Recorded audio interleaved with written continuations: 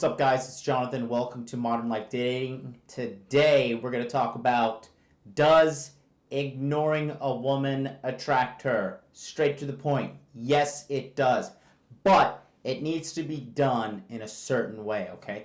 And this certain way that I call it is called the hard ignore, all right? You have to ignore her so hard. Like, you have to basically pretend she is invisible and that she's a mute and that nothing that's coming out of her mouth, you can't hear it and you can't see her, nothing. You don't look in her general direction, nothing like that, okay? Here's why this works. Usually this works with girls that are, like, the more attractive a girl is, the more effective this is. However, the downside to it is that it can take some time, and she has to find you somewhat initially attractive at the initial point of contact. Like, when she first sees you, she has to think, hey, you know what? I would sleep with that guy. And most girls make that decision within the first, like, 4 or 5 seconds of meeting you. They look at you, they size you up, and in their mind they think, yes, I'd let him do it, or no, never, he's disgusting. So what is a hard ignore? All right. So you cannot even look in her direction, okay? You cannot even look at her, or if you do, you can't let her catch you looking at her. Usually if you know this girl's really hot and she's just gorgeous, but you know she has like this entitlement about her, or she's so used to guys like treating her like amazing, and she's so used to guys like just quickly like vomiting up the attention to her. This is the kind of girl it really works at. So what happens when you start ignoring a girl is that you'll start to notice, she'll notice it, okay? And then she'll start thinking to herself like, well, who the fuck is this guy? Like, why is he ignoring me? And automatically she's gonna think like, dang, he must be getting, girls elsewhere, or, he must think I'm not attractive or something like that. Their insecurities will start to run wild. And then the next thing that's going to start happening is she's going to try to get your attention. She's going to ask you some it's going to seem innocent little question. If you really watch the girl when you're doing this to her, you'll see she'll start to break down. She'll start coming towards you. She'll start making excuses to talk to you. It happens every single time with girls all over the world, okay? Because it's just human psychology. We want what we can't have, right? So then she'll start making excuses to talk to you. She'll say, for example, if you work with her, she'll be like, oh, hey, do you know if pens are in the black drawer or the white drawer? And the proper way to handle it is not really look at her. If you're working on something, keep working on it. Just say, yep, white drawer. And just keep working. And then, she'll be baffled. She'll be like, wow, he didn't even look at me. And she might stay in there for a while. And then she's going to walk away frustrated and probably more attracted to you and more determined to try and get your attention. Eventually, what's going to happen is that she's going to keep making these moves of attention towards you, and you can either take this one of two ways, okay? If you take the right way, then you go ahead and you use this as an opportunity to get her on a date and sleep with her. Or you can just cave in and just give her the attention, and then she's going to have in her mind thinking I got my victory, I got it, I got my validation. And then you don't win, you're just another guy, another victim that fell to her beauty. That's pretty much it. I'm going to tell you 3 quick stories in this situation, how it worked for me, okay? I used to work at a gym, right? It was a 24-hour fitness gym. And there's this girl there that she's pretty hot. And honestly, one day I was just making friendly conversation with her. I didn't even really want her or anything like that. But she was really rude to me. Rude to me in a way that, personally in my day-to-day life, if you're rude to me, you're dead to me. I will not treat you like a human being. I will completely ignore you. I give you respect, you give me back respect, or you get zero of the positive aspects that I bring to this life, okay? You get zero attention, nothing. You don't get invited to my parties. You don't get invited to my humor. You don't get invited to my awesome personality. You don't get invited to my ideas. Nothing. You're 100%. You're done. Okay. So this girl was pretty disrespectful to me, and she was young. She was hot. She was 19, white girl, and great body. And I remember she was rude to me. So I was like, you know what? Fuck this bitch. Like, no one's gonna be treating me like this, man or woman. So I just went on this thing and I just completely ignored her, okay? And now when I talk hard ignore, like, she would ask me questions, I wouldn't even look at her, but I would just reply one word and walk away. And I would only talk to her in the context that she initiated the conversation and it was absolutely necessary to the functionality of the workplace. Like, for example, like, hey, our broom's in the closet, upstairs or downstairs? I'd be like, downstairs, and that's it, okay?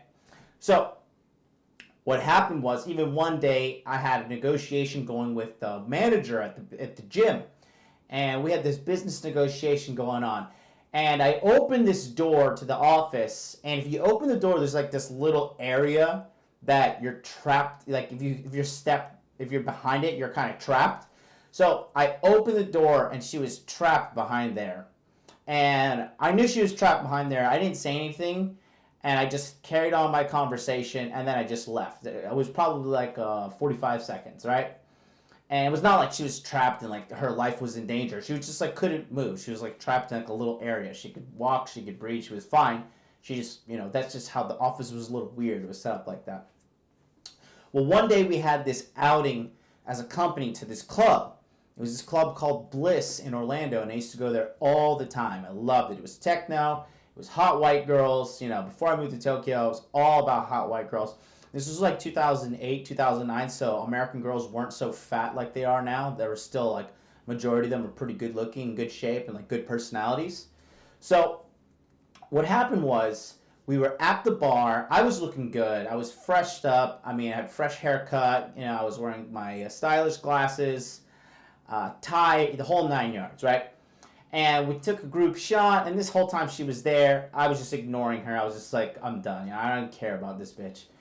So what happened was, I remember I took a shot with a group of people, the whole company, and then we put our glasses down, and I felt somebody put their hand on my shoulder, and it was this girl, and she whipped me around, and she said to me, I'll never forget this, she's like, I don't know what sluts you're having sex with, but if we go home tonight, I'm going to give you the best sex of my entire life. And I was like, I was planning this at this point. I knew she would break and give up eventually. So all I did was I looked at her, I grabbed her, I kissed her, and then I walked onto the dance floor and I started dancing. So on her woman brain, this like completely fried her circuits. And she was just like, what the fuck's going on? So then later, I was on the dance floor just hanging out, dancing, having a good time, talking to some other girls. She came up to me and like started to try and dance with me. And at that point, it was like 1:30 in Orlando. The bars stopped serving alcohol at 2.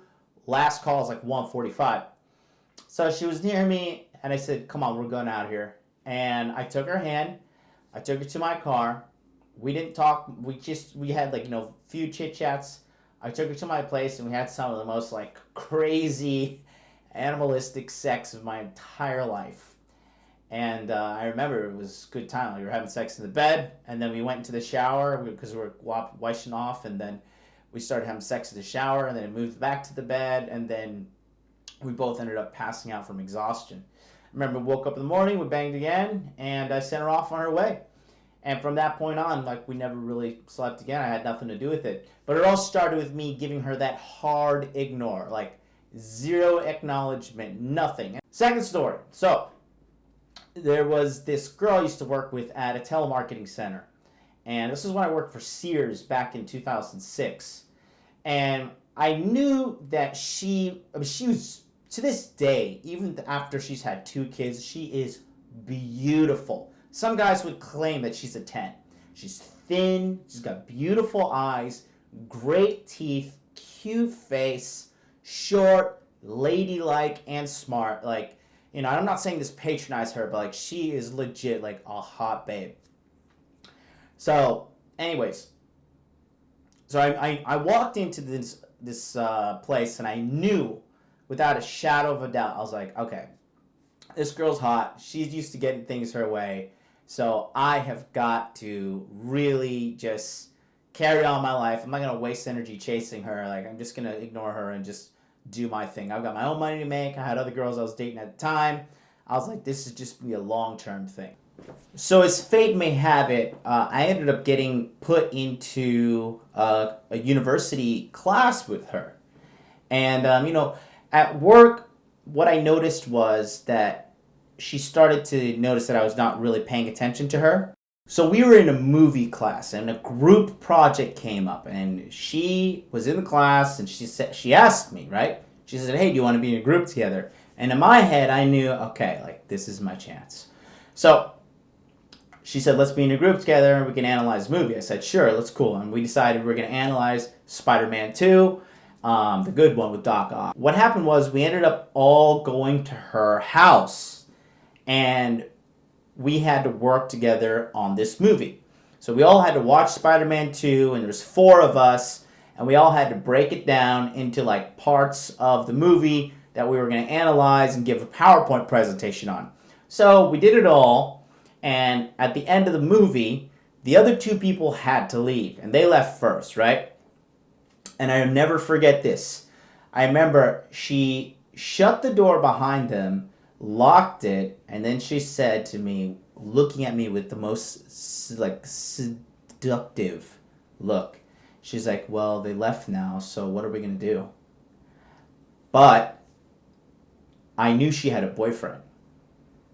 So I didn't do anything. I just said, hey, sorry, I got to go. Because for me personally, if a girl has a boyfriend, I don't really want to get involved with that shit. Like, I don't want to deal with it. If I happen to sleep with a girl and then I find out later that she has a boyfriend or a husband and she kept it secret from me, I don't feel bad.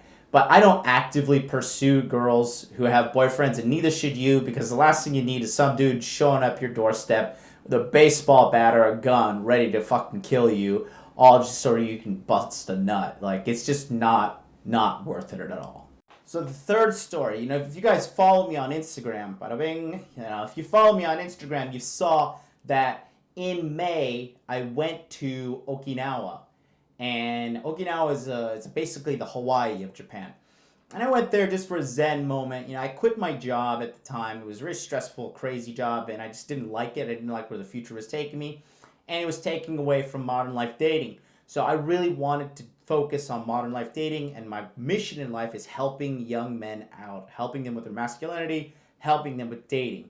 So at this point, I was on this trip as kind of like a sabbatical, kind of a spiritual, refreshing moment, just to like clear my mind and really just get, centered. So I wasn't chasing girls. I didn't go to nightclubs. Like, I was eating junk food, sightseeing during the day, and laying on the beach. It was awesome trip. There was no, I didn't need sex. I wasn't looking for none of that, right?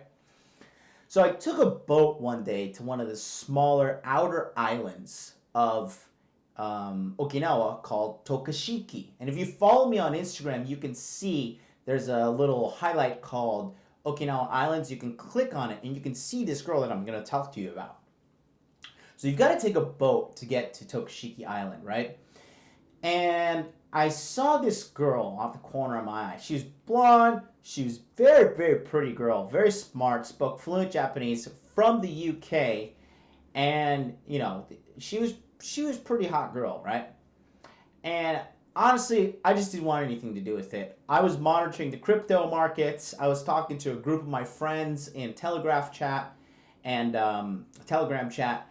we were just, talking about, which investments we think are good to move in and where to move forward next with the whole cryptocurrency thing. So I remember her and her Australian friend were at the corner of the boat, and I was just like, they're both really, really hot girls, and I know that these girls are always dying for attention, and I know that they're used to getting attention too, in addition to that, but I wasn't there for them. I was just like, whatever, I don't care. So I sat on the top of a boat, and I was filming, and I was chatting with my friends, and I was having a good time, right? And I didn't even need to pay attention to them. They kept on looking at me, and I heard them over talking about me. And I was just, given the hard ignore. And really, the really reason I was doing this, I was like, I want to see if this hard ignore stuff, works with like today's girls. I wanted to try it out and see if it was still fresh. So what happened was the whole trip I ignored them. Eventually, from Okinawa to Tokashiki on the boat, it's about 30 minutes. 30 minutes, 45 minutes, right? And so during the second half of the trip, I noticed the blonde British girl keep on getting closer and closer and closer to me. Like making it seem like she needed to be near me. I was sitting like next to the ashtrays. There's like 2 ashtrays on the top of the boat. And I was sitting like in the area where people go to smoke because there was just no extra seats available. That's just what was there when I got on the boat. And I didn't mind sitting there because it was open top. It didn't smell like smoke. The smoke just flew away. She was smoking cigarettes too, right? Keep her. Anyways, super hot babe though. So what happened was we got to Tokashiki and I was looking through my bag because I bought a small can of Pringles and I couldn't find them. So I was looking through my bag. So I was one of the last people to get off. And she too was one of the last people to get off. She was acting like she was looking for something, but I knew, I could just feel it, that she was wanting my validation. Well, anyways, what happened was I ended up renting a bicycle and a taxi driver told me of one of these secret beaches to go to on Tokashiki Island, which is Tokashiku Beach. So I rented a bicycle and I bicycled by myself all the way to this beach. Lo and behold, these girls knew about the beach too, which was pretty rare because on the total beach, it was probably about 10 people. And this is a massive beach. It's beautiful crystal waters and the sun was scorching hot, burning my skin, like literally. It was so unbearable, and I knew I had to get an umbrella. So there was a hotel right next to the beach. So I went to the hotel and I rented an umbrella, a big beach umbrella, right? And when I was on the beach, I was walking up and down the coastline and just taking pictures, taking videos, which you're watching right now.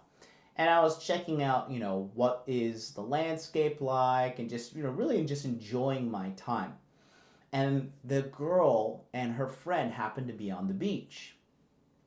So anyways, I walked back to my umbrella and I just laid down under the sun and I was in the shade of my umbrella. It was awesome. I was just relaxing. But I noticed that they didn't have an umbrella. And the sun was really, really, really hot. Like my feet are still sunburned to this day. So what ended up happening? Now this girl was about 300 meters away from me. Finally, she snapped. And you know what she did? She walked from all the way over there, walked up to me, walked past other people who had umbrellas, and walked up to me and she was like, "Hey, do you speak English?" I was like, yeah, I speak English. She's like, "Hey, I just wanted to know, where did you get that umbrella? Blah, blah, blah." And I was like, "Yeah, I got it at the hotel." She's like, and then at that point, I just felt bad for her. I was just like, God, her skin is probably on fire, right? So I was just thinking to myself, okay, I said, "Hey, listen, if you want to come chill under here with me and with your friend, that's fine. Like, I'm just hanging out and having a good time." I said, I'm probably not going to talk to you too much because I'm just on vacation. And she said, yeah, that's fine. So she came over with her friend. And as soon as I gave her the attention, as soon as I gave her the validation, she switched off. She didn't care. The chase was over, right? So that's the moral of the story. The girls are just chasing the validation, but you can use it to get them to date you or have sex with them or whatever you want. Right? This is human psychology. So to answer your question, does ignoring a girl attract her? Yes, 150%. Definitely does. Those are 3 stories. And if you need help, I recommend you to book a Skype coaching session with me today. This is the quickest way to get your situation handled. Because if you're watching me, you probably have something wrong or something that you don't like in your dating life. The more time you put off, the worse your life is going to get, You're running out of time. I recommend you book that today. Go to my website, click on the coaching section, and book a Skype consultation today. We'll handle your issues, all right? Thanks for watching. Click like, subscribe, help me out with the YouTube algorithm. And as always, this is Jonathan of Modern Life Dating. Thank you, and I will see you next time.